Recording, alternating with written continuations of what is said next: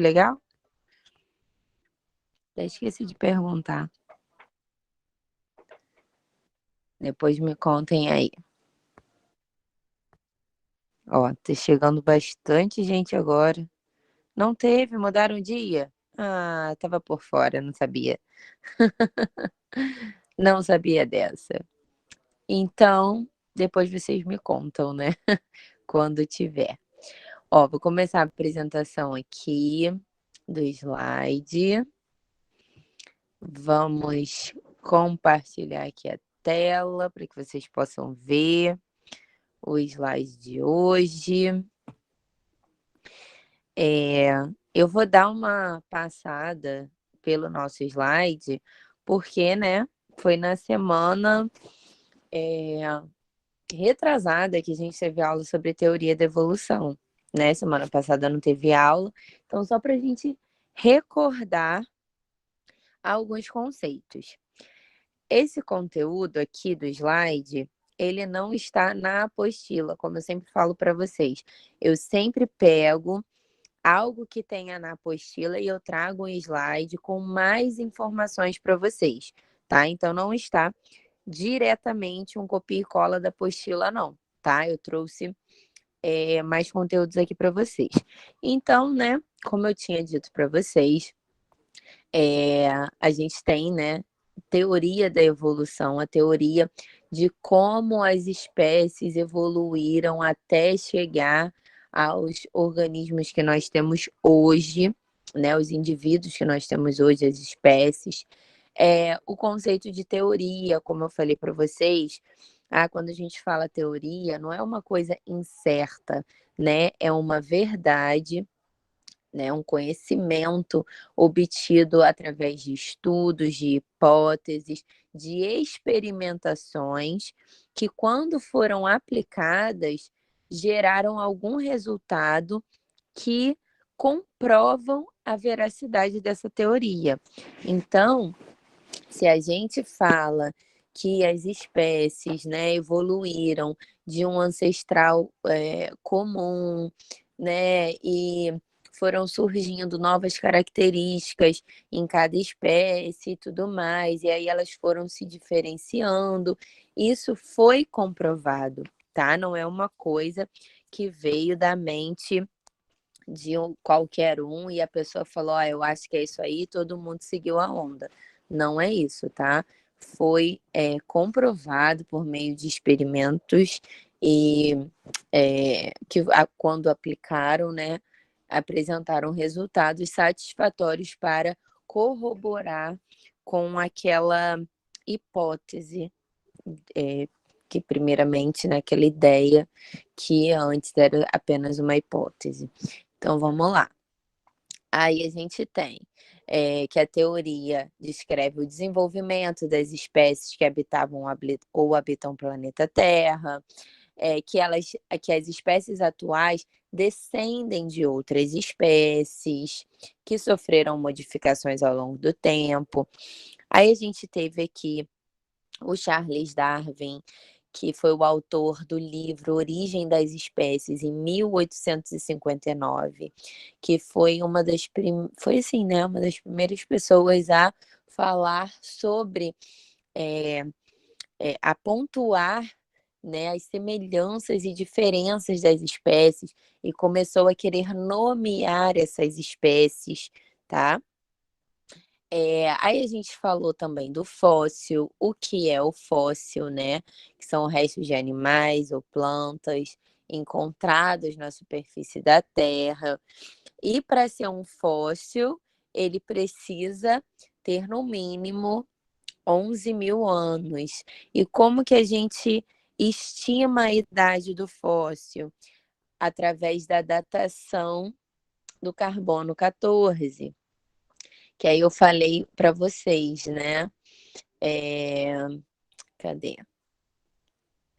Ó, os cientistas usam carbono 14 para determinar a idade dos fósseis, animais e vegetais, ou de qualquer objeto que seja subproduto de tais, como um pedaço de madeira ou de pano. Então, Um fóssil não é só um organismo vivo, tá? Pode ser também um objeto ou algo que, né, as espécies antigas usavam, né, para subsistir.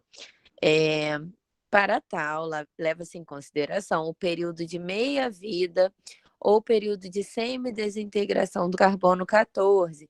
Gente, eu estou passando mais rápido aqui, porque isso foi conteúdo da aula retrasada, tá? Então, só estou falando aqui para a gente recordar, né? Não começar falando do assunto assim, né? Sem contextualizar. Então, por isso que eu estou falando aqui, dando uma passada no slide, né? Para quem está chegando agora. Esse conteúdo foi da aula retrasada. Deixa eu ver aqui o que vocês estão falando, a Bessa no chat. Deixa eu ver o que está rolando. Nós não viemos do macaco, tá? Isso aí está completamente errado de se dizer. Depois eu vou trazer essa explicação aqui para vocês mais à frente, conforme a gente for dando andamento às nossas aulas. Por que que está errado? Porque a espécie humana, né, os humanos que nós temos hoje, e as espécies dos panzés, gorilas e afins, eles podem ter tido em algum momento um ancestral em comum, assim como todas as espécies têm o mesmo ancestral assim em comum, mas nós somos espécies diferentes. Então, o Homo sapiens, que somos nós, a nossa espécie, que daqui a pouco eu vou mostrar o crâniozinho ali, nós evoluímos de espécies da nossa linhagem humana, tá? E não da linhagem dos macacos, dos chimpanzés, gorilas e tudo mais, tá? Isso é errado dizer.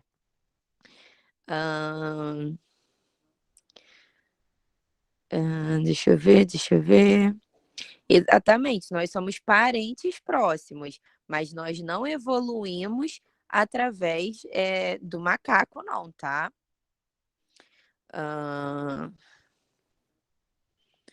Isso, os macacos são primos, tal. Até porque a gente fala macaco assim, né? Mas até os macacos, eles têm linhagens diferentes, tá? Eles não são todos da mesma linhagem, não. As espécies se diferem, as linhagens se diferem. Exatamente, o Murilo até falou aqui, a gente só tem ancestral em comum. Não somos a mesma espécie dos macacos, exatamente.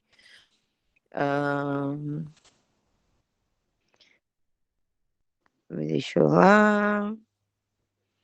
Exato, é isso aí. Exatamente, pronto. Então, vamos lá, seguindo, né? Então, a datação do fóssil, né, se dá pela contagem, né, desse período de meia-vida ou semidesintegração do carbono 14, que é o tempo necessário para que metade dos seus núcleos radioativos se desintegre. Ou seja, é o tempo que levará para que a amostra do material radioativo se reduza pela metade. Aí eu trouxe para vocês aqui, né? Uma imagenzinha, ó. Quando, como é feito nessa contagem? Através do decaimento do carbono 14. Então, uma espécie, aliás, o carbono 14, todos os isótopos de carbono 14 são incorporados nos organismos. Então, tanto nas plantas quanto nos animais, tanto em objetos que tivessem por ali, né, tendo contato com esse carbono 14 que estaria suspenso na atmosfera, quando esse indivíduo ou esse objeto não, né? O objeto não tem como morrer, né? Então vamos lá. Quando os indivíduos morriam, eles tinham 100% de carbono 14. Quando ele atingia a meia-vida, né, essa quantidade aqui ó, de carbono 14, isso indica que teria 5.730 anos. Se a análise visse que tinha apenas 25% de carbono 14, a gente já datava 11.460 anos. Então, o que isso significa? Que já era um fóssil, né? Passou de 11 mil anos, já era um fóssil. E quando tinha 12,5 de carbono 14, já teria 17.190 anos. E aí, quando chegasse a zero aqui, né? A quantidade de carbono 14 quer dizer que é algo muito antigo. Muito, muito, muito. E para organismos com menos de 100 anos, né, que a gente estava falando, a taxa de carbono 14 ainda seria muito alta, né? Tipo 100%. Então, por isso a gente dizia, né, que não é um fóssil ainda, porque para ser um fóssil tem que ter mais de 11 mil anos, beleza? Ahn, Isso, a contagem se faz através da porcentagem de carbono 14 encontrada naqueles organismos, tá? Em resumo, ó, o carbono 14 é um isótopo radioativo que é formado na estratosfera. Forma-se por meio do bombardeamento de nitrogênio 14 por nêutrons de raios cósmicos. Ele é assimilado por todos os seres vivos de todos os níveis tróficos. Então, sim, ele está presente, né, assimilado em todos os seres vivos de todos os níveis trópicos, desde as plantas aos seres mais evoluídos que houverem nesse planeta. Sua quantidade na atmosfera é constante. Então, sempre tem carbono 14 na atmosfera. Por isso que ele é associado aos organismos. É usado para determinar a idade de fósseis e de seus subprodutos. A técnica de datação que envolve esse isótopo é aplicada com segurança em objetos com 100 a 40 mil anos de idade. Com menos de 100, é difícil, porque, como eu falei para vocês, né, ainda está em 100% de carbono 14, e com mais de 40 mil anos, a quantidade do carbono 14 beira zero. Então, fica difícil de datar algo com precisão que seja mais antigo que 40 mil anos. E aí, houve essa pergunta, né? Então, como que fala que uma coisa tem 1 milhão de anos? De acordo com o que se sabe de como era a Terra, né? A Terra primitiva, a gente estudou isso. Então, vão analisando outras substâncias, outras, outras coisas que se sabem, né, que teriam naquela época para tentar estimar uma idade, tá? Então, vamos lá. O seu tempo de meia-vida é aproximadamente 5.730 anos, como eu falei com vocês. Aí aqui, olha só, os nossos ancestrais são esses daqui, tá? De 6 a 7 milhões de anos atrás, a gente tinha os Sahelanthropus tadensis. Há 2,5 milhões de anos atrás, a gente tinha os Australopithecus africanos. Há 1 milhão de anos, os Homo erectus. Há 50 mil anos, os Homo neanderthalensis. E de 30 mil a 10 mil anos, que somos nós aqui, ó, os Homo sapiens, tá? Então, essa é a nossa linhagem, né? Essa é a linhagem de onde nós evoluímos, tá bom? Deixa eu ver aqui.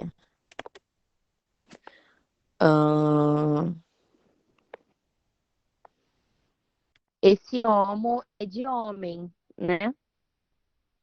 É de homem, tá?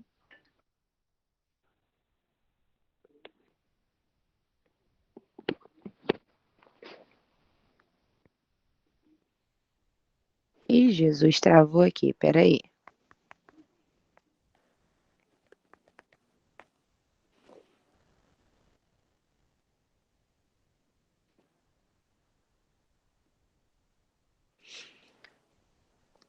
Agora foi. Aí eu trouxe aqui para vocês, né? É, Eu trouxe aqui para vocês uma questãozinha, né, para a gente ver o a gente poder consolidar, né, o que a gente aprendeu aí de conteúdo. Então, os fósseis são vestígios de organismos que foram preservados com o passar dos anos. É incorreto dizer que qualquer resto ou vestígio encontrado imerso no solo é considerado um fóssil, porque para ser um fóssil tem que ter 11 mil anos, no mínimo. Então, isso aqui está errado.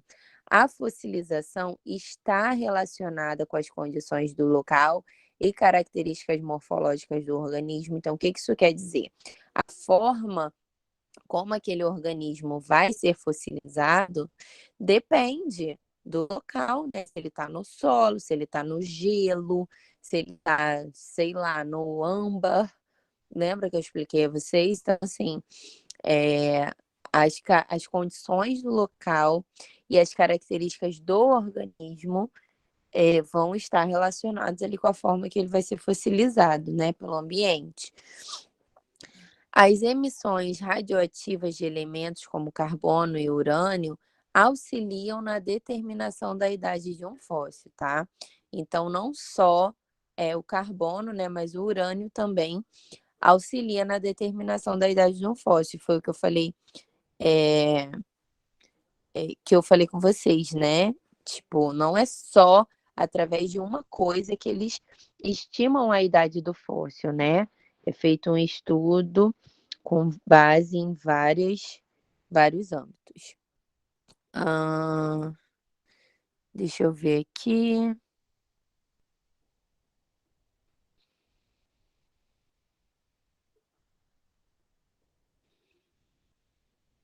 Hum,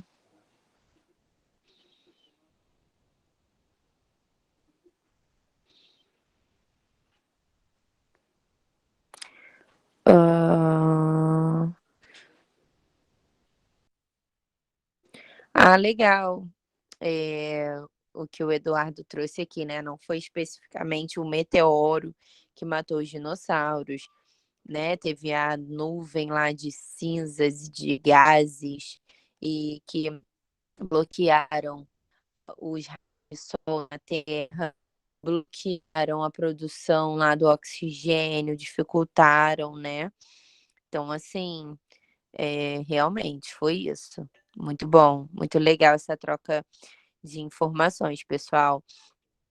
Agora, né, indo para o conteúdo de hoje, né? Quais são as teorias da evolução?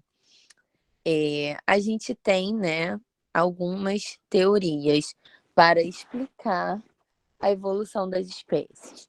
Quando nos referimos à evolução, calma aí. Tá. Quando nos referimos à evolução das espécies, as teorias criadas baseiam-se em duas vertentes.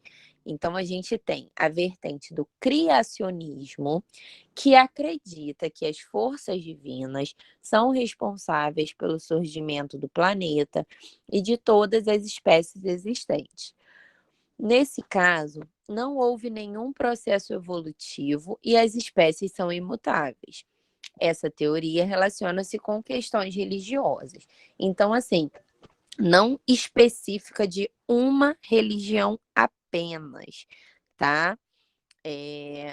As questões religiosas trazem essa ideia de que há uma força ou forças criadoras, né, que criaram tudo, o céu, a terra, o mar, cada indivíduo. Então, não acredita-se, né, que os indivíduos foram evoluindo. Acredita-se que essa força criadora, essa força divina, criou cada espécie, né?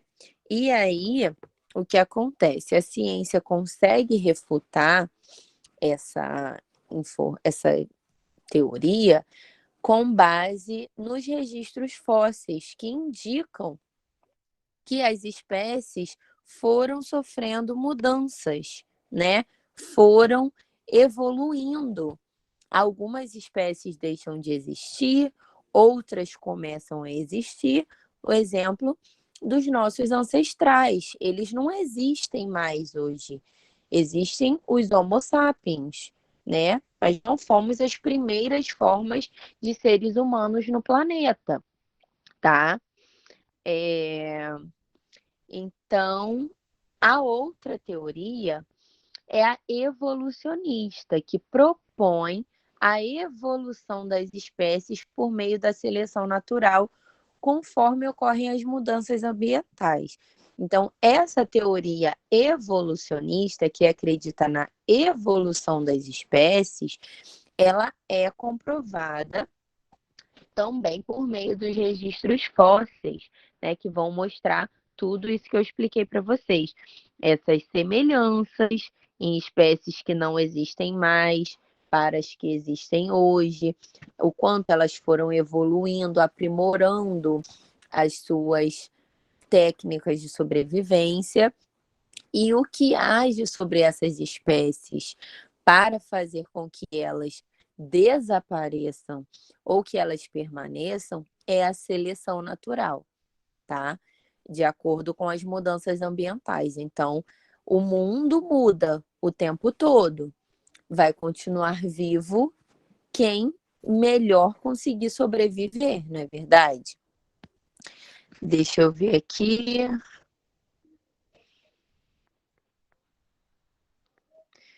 Hum...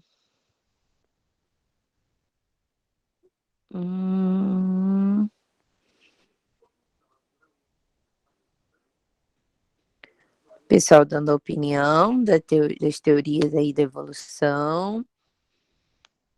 Hum...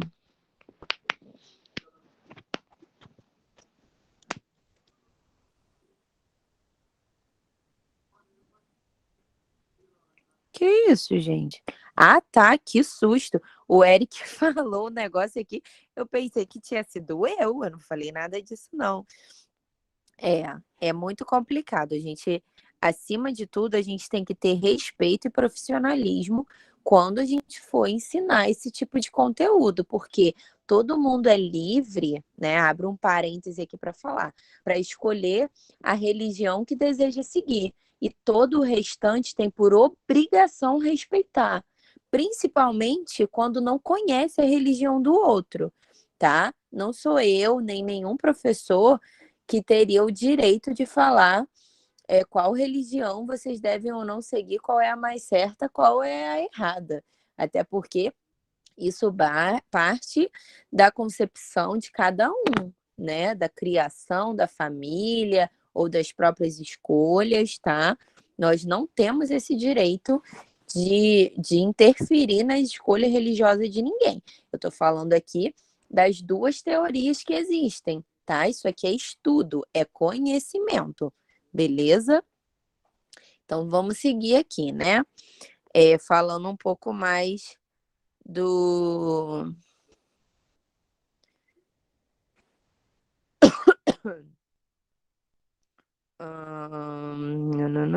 A senhora pode. Micael, eu prefiro não dar a minha opinião para que não interfira na opinião de vocês, tá? Então, assim, eu vou me conter aqui apenas em passar as informações para vocês, tá bom? Então, vamos lá.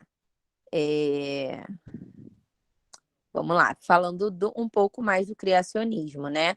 A teoria da criação ou criacionismo aponta para a origem do universo e da vida através de explicações mítico-religiosas, as quais não estariam sujeitas às evoluções ou transformações ocorridas na evolução das espécies e sim de um criador. Então, como eu falei com vocês, o criacionismo vai acreditar que, por exemplo, a força criadora fez o Homo sapiens, fez o Homo erectus, fez, sabe? Não que as espécies foram evoluindo umas das outras. Acredita-se que essa força criadora criou cada indivíduo da forma que ele é, e não que ele tenha evoluído, tá? O criacionismo destaca-se como oposta à ciência evolutiva, sendo discutido por diversas civilizações e gerando diversas hipóteses acerca da criação do mundo, sendo que cada religião o abordou de diferentes maneiras. Então, como no nosso mundo, né, há também uma pluralidade de religiões, né? Ou seja, tem muitas religiões, tem muitas crenças. Cada religião vai ter a sua forma de pensar em relação à criação das espécies. Então, assim, a sua religião pode acreditar que tenha acontecido de uma maneira. Agora, outra religião pode acreditar em outra forma, tá? Então, assim, mas o que elas trazem em comum é que os indivíduos, eles não evoluíram. Essa força criadora e, né, eu não vou nem usar Deus, né, porque cada religião tem a sua forma de se expressar, né, de falar, então prefiro usar a força criadora, teria feito cada indivíduo. O lamarquismo, que vai ali para a teoria da evolução, né? O que é o lamarquismo?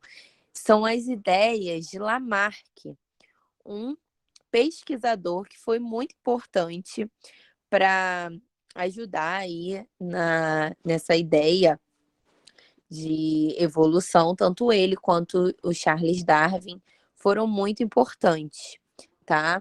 Então, o naturalista francês Lamarck, né, que viveu de 1744 a 1829, vejam quanto tempo isso, tá? É muito tempo atrás. Sabia-se praticamente nada, tá? Eles começaram com essas ideias, então vamos levar em consideração a falta de todas essas informações que a gente tem hoje. Eles foram os precursores, né?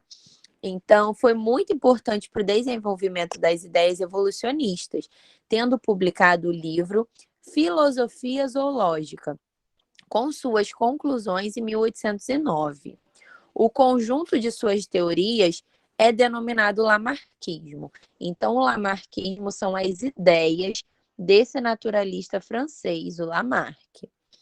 Ele propunha a lei do uso e desuso, que consistia no desenvolvimento ou atrofiamento de partes do corpo de acordo com seu uso ou desuso, respectivamente. Com isso, tais características seriam passadas ao longo do tempo para as gerações seguintes.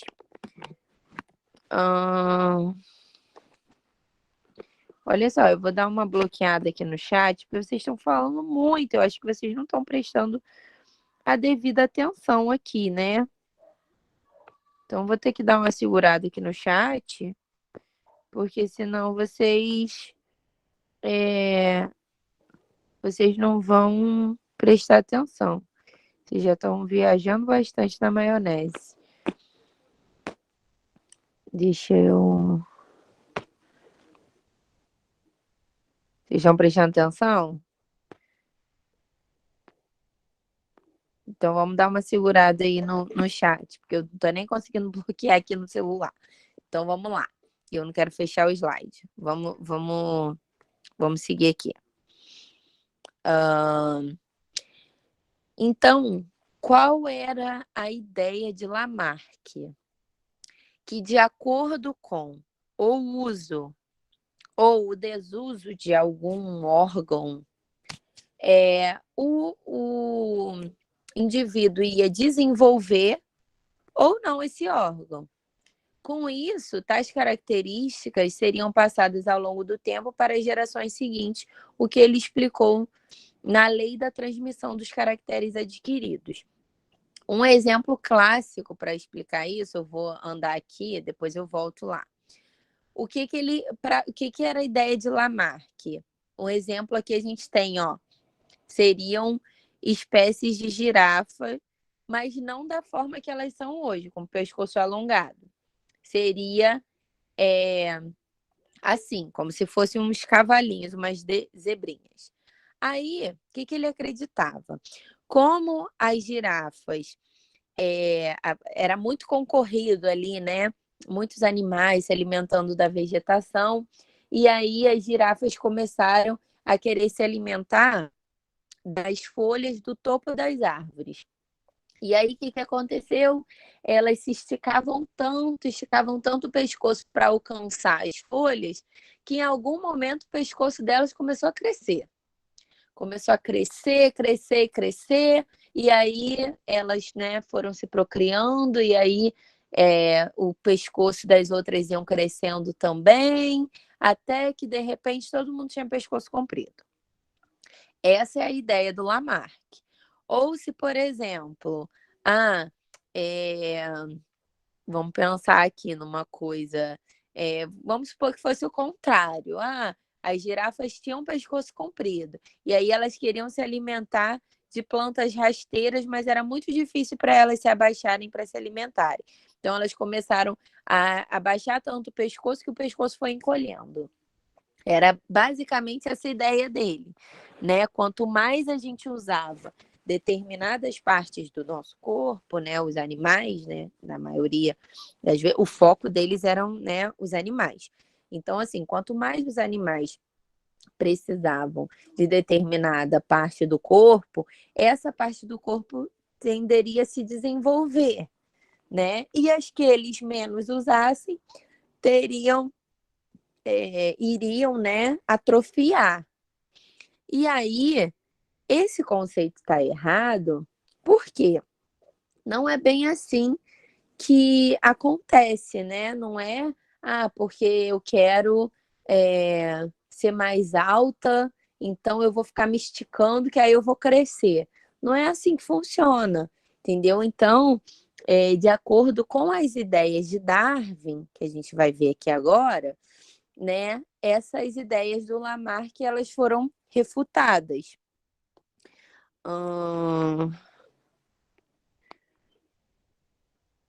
Exatamente, o Guilherme está falando aqui do Alfred Wallace, que propôs teorias que foram absorvidas por Darwin na origem das espécies. Acredita-se que o Wallace e o Darwin estavam trabalhando na mesma época, sobre o mesmo assunto. Mas, e assim, o Darwin usou muitas ideias do Wallace, a gente vai ver aqui na aula, mas no final das contas, quem ficou com a maior parte do crédito foi o Charles Darwin, né? Pela, pela, por todo aquele caminho que ele fez, né? Pegando mais informações e tal, então ele acabou tendo mais destaque. Mas a contribuição do Wallace foi muito importante. Isso, exatamente. Nessa época, eles ainda não tinham ideia do que era hereditariedade. A hereditariedade vai vir depois com Mendel, que Mendel vai se dedicar a estudar essa transferência de características, né? Essa herdabilidade. Mas até então eles não sabiam nada de genética, tá? Então, falando do darwinismo, né, que são as ideias de Charles Darwin. A teoria da evolução das espécies tem como principal articulador o naturalista britânico Charles Darwin, que viveu de 1809 a 1882, sendo o conjunto de suas teorias evolutivas nomeada como darwinismo. Darwin afirmou que os seres vivos, inclusive o homem, descendem de ancestrais comuns, que modificam-se ao longo do tempo. Assim, as espécies existentes foram evoluindo de espécies mais simples que viveram antigamente. Então, essa é a ideia mais aceita, né? A ideia que a gente usa para explicar a evolução. Ele conseguiu, por meio dos seus estudos, pesquisas, ver semelhança entre espécies que viveram antigamente com as espécies que estavam vivendo atualmente. E aí ele começou a pensar, né, a partir desses estudos, enquanto ele estava lá nos seus caminhos, né? Aqui em Itaboraí, onde eu moro, tinha até uma placa, Caminhos de Darwin, dizendo que Darwin passou por Itaboraí quando ele estava estudando as espécies. E aí, o que ele viu? Exemplo, que uma espécie de pássaro que se alimentava de frutas mais... De frutas, assim, vamos supor, ai, até esqueci o nome. De amêndoa, tá? Para ele abrir, né, aquela casca ali para chegar à semente, ele precisava ter um bico bem resistente. Já os pássaros que se alimentavam de frutas tinham um bico de outra maneira. Então ele começou a perceber que os indivíduos eles tinham essas características é, específicas e que os filhotes deles nasciam com essas características também, né? E que será que eles sempre se alimentaram desse tipo de fruto? Será que sempre existiu esse tipo de fruto? Né? Então, assim, em tudo isso ele foi pensando, né? O que aqueles animais tiveram que se adaptar para poder sobreviver? Ah, professora, então isso é a mesma coisa que o lamarquismo? Não é. Não é, sabe por quê? O X da questão tá aí. É a ideia de que as características são passadas para os indivíduos, que isso não acontece de forma forçada, não é o indivíduo que força para que aquilo ali seja daquela forma, como exemplo a girafa, não é porque ela está se esticando que o pescoço dela cresceu. Foram mudanças tanto do ambiente quanto internas naquele indivíduo. E como que a seleção natural atuaria sobre isso? Né? Então, vamos lá. Uma espécie de... Vamos supor, uma espécie de... vamos supor, não existe mais mamão. Acabou o mamão. Todos os pássaros que se alimentavam de mamão exclusivamente vão fazer o quê? Vão morrer, né?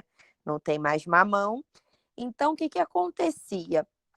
Eles buscavam se alimentar de outra coisa. Vamos supor que eles começaram a se alimentar de manga. Mas aí eles morriam, porque o organismo deles não conseguiam digerir a manga, só o mamão. Até que um indivíduo lá comeu a manga e não morreu, sobreviveu. Esse indivíduo encontrou uma indivídua fêmea que também se alimentou da manga e não morreu. E aí eles se apaixonaram e tiveram filhotinhos de pássaro que nasceram com essa característica de não morrer comendo manga. E consegue entender a diferença? Não é porque os indivíduos, de uma maneira geral, eles são singulares. Nós somos diferentes uns dos outros. Tem pessoas que são capazes de suportar coisas que outras não. Então, esses indivíduos que seriam capazes de suportar conseguiam sobreviver, então eles conseguiam se reproduzir e transmitir para os seus filhotes essas características positivas para aquele momento ali que eles estavam vivendo. E é por isso que os indivíduos mais fracos, menos adaptados, morriam, e aí os que melhor se adaptaram àquela seleção natural, ou seja, algo que selecionou, né, em relação à natureza, em relação aos meios que cercavam aqueles indivíduos, os que sobreviveram conseguiram passar essa característica adiante e sua prole, né, os seus filhotes, tiveram mais sucesso para aí assim passar essa característica para os seus filhotes e sucessivamente, tá? Ah,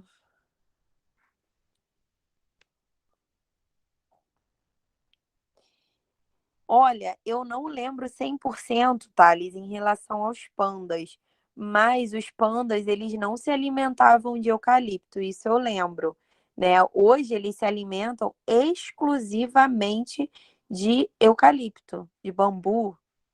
Bambu não, é eucalipto. E agora eu não lembro. É eucalipto, não é? Bambu? Não sei.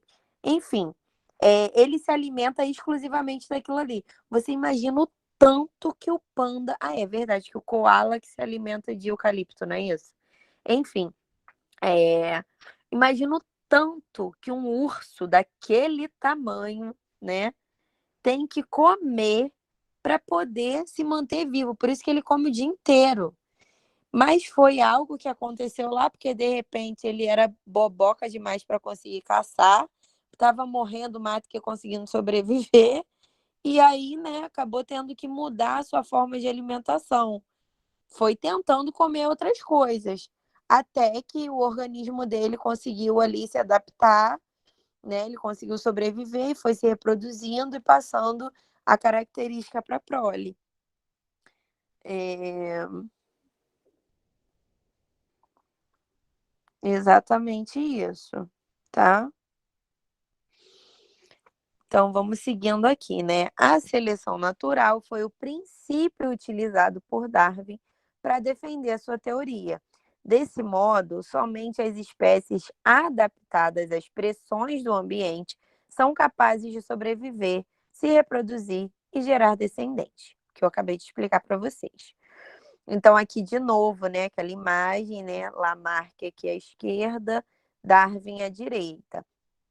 Para Lamarck, a evolução se dava pelo uso e desuso de partes do corpo. Enquanto isso, Darwin acreditava que o ambiente atuava na seleção das características vantajosas. Então, aqui a gente tem que ter essa ideia, né? O que era vantajoso, né? O que ajudava os seres vivos a sobreviverem, fazia com que esses seres, né, sobrevivessem propriamente, se reproduzissem e passassem essa característica adiante.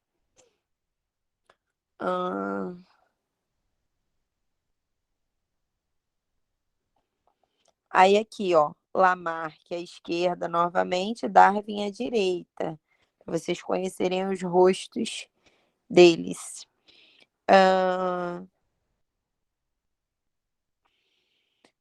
O meio, para Lamarck, cria necessidades que levam a mudança nos hábitos e nas formas dos indivíduos. As novas características são conseguidas através do uso e desuso do órgão. As características são transmitidas aos descendentes. Já para Darwin, o meio exerce uma seleção natural que favorece os indivíduos que apresentem determinadas características vantajosas. Na população, existem certos indivíduos que apresentam essas características vantajosas. Os mais aptos vivem mais tempo e reproduzem-se mais. Esses transmitem essas características aos seus descendentes.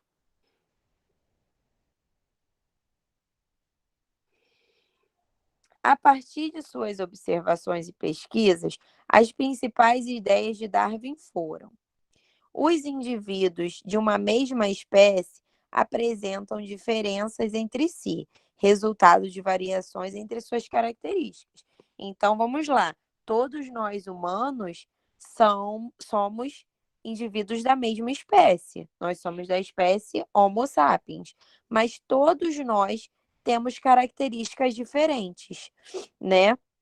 Sejam características físicas, né? Características mentais, ideias. Nós somos seres individuais, nós somos completamente diferentes um dos outros.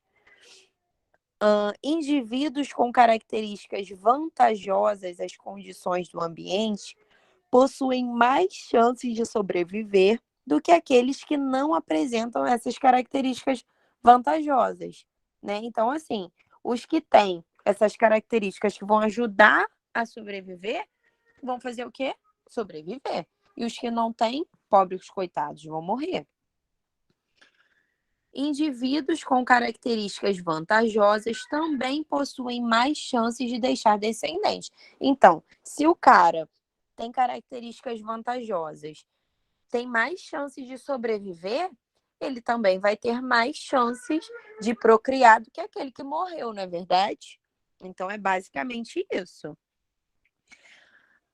Quando falamos da teoria da evolução de Charles Darwin, não podemos deixar de mencionar outro personagem, o naturalista britânico Alfred Russel Wallace, que viveu de 1823 a 1913. Ele desenvolveu uma teoria semelhante à de Darwin sobre a evolução das espécies. Wallace enviou a Darwin os seus manuscritos em 1858. A teoria da evolução foi publicada no nome dos dois naturalistas, porém, por Charles Darwin ser mais conhecido, acabou por merecer o mérito e o prestígio de criador da teoria. Então, foi exatamente aí o que o nosso colega trouxe no chat, né, falando do Wallace. O Darwin, ele não se apossou das ideias do Wallace, não. No entanto, que a teoria da evolução foi publicada no nome dos dois, mas como o Darwin era mais conhecido no meio, né, ele foi quem levou o crédito, né? Quando a gente fala de teoria da evolução das espécies, seleção natural, vem logo Charles Darwin, né? O Wallace, coitado, aparece aí de escanteio. Deixa eu ver se tem se tem alguma pergunta.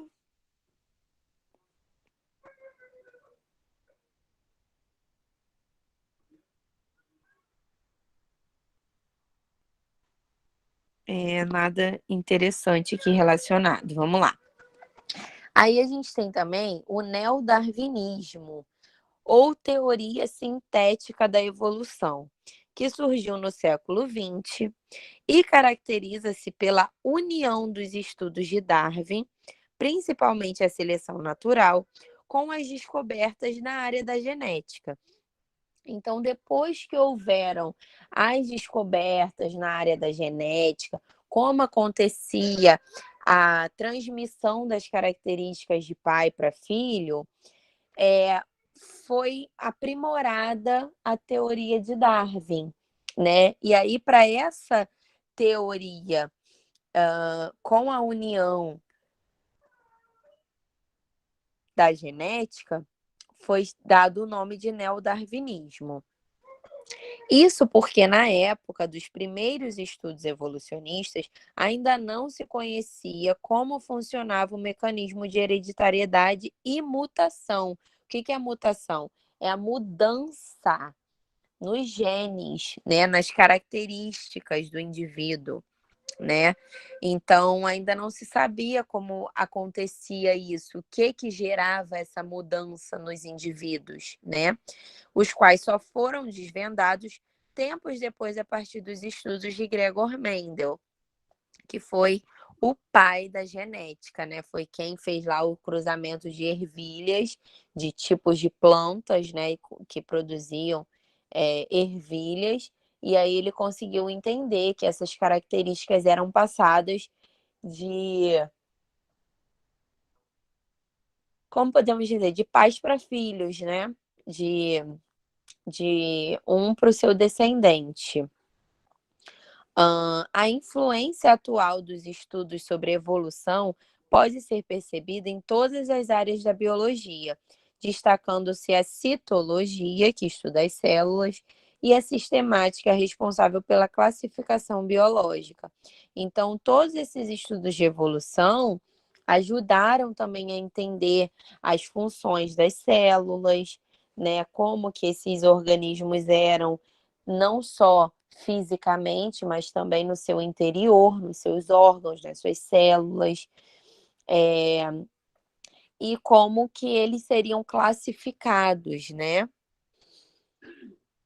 O neodarwinismo é a teoria aceita pela ciência para explicar a evolução das espécies. Então, hoje, o que a gente tem que explica a evolução das espécies é o neodarwinismo. Então, agora trouxe aqui algumas questões, né? A gente já está no finalzinho da aula. Alguém tem alguma pergunta? Ou vamos, né, já para as questões aqui, né? E aí, o que for surgindo de pergunta, Vocês vão mandando no chat. Em biologia, a evolução pode ser definida como exclusivamente a alteração da fisionomia de um ser vivo, modificação e adaptação das espécies ao longo do tempo, desenvolvimento das espécies em ambientes inóspitos, transformação da composição química de um ser vivo. Letra B. Letra B. Modificação e adaptação das espécies ao longo do tempo. A evolução biológica resulta da adaptação aos ambientes através das modificações nas características hereditárias e é responsável pela diversidade das espécies existentes. Na biologia, a evolução é definida como o processo de modificações em gerações sucessivas de uma espécie. Pela teoria da evolução, as espécies evoluem porque mudam com o passar do tempo e as características podem ser afetadas por haver variação genética, ou seja, modificação dos genes, né?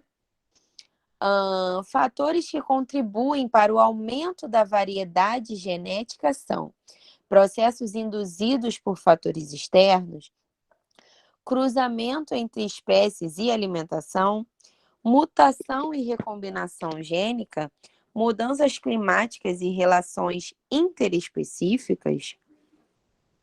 O que vocês acham? Essa tá fácil. Acertou quem disse letra C. Então, a mutação dos genes, a recombinação desses genes, a troca genética entre os pares que estão se reproduzindo vão garantir variabilidade genética, vão garantir que esses seres nasçam com com os genes, né, variados, com características variadas. A teoria da origem das espécies de Charles Darwin analisou o mecanismo evolutivo partindo de um ancestral comum. De acordo com a teoria proposta por Darwin, esses ancestrais comuns, ao longo do tempo geológico, sofreram alterações que, somadas e acumuladas em sucessivas gerações, justificam as diferenças entre as novas espécies.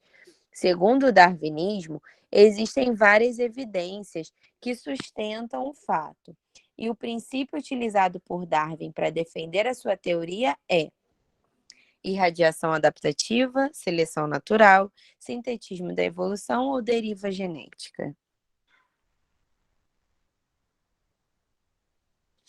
Letra B, isso é mole, né? Falei a beça aqui, seleção natural. Então, galera, por hoje é só. Digam aí para mim quais são as dúvidas de vocês. Tem alguma dúvida? Se tiver, manda aí no chat. Alguma dúvida? Não? Gostaram da aula de hoje? Interessante, né? Eu simplesmente amo. Simplesmente amo, amo, amo. Isso, a genética é o estudo do DNA, tá? Exatamente isso. A gente vai ter aula de um pouquinho aqui dos conceitos de genética também, tá? E aí eu vou explicar um pouquinho melhor para vocês. Ah, que bom que vocês conseguiram entender. Fico muito feliz. Muito legal a participação de todos vocês. Desejo uma excelente noite a todos. Tá? A gente se vê na próxima aula, semana que vem. Não tem feriado, então aulinha normal. A gente se encontra no mesmo bate-horário, no mesmo bate-canal.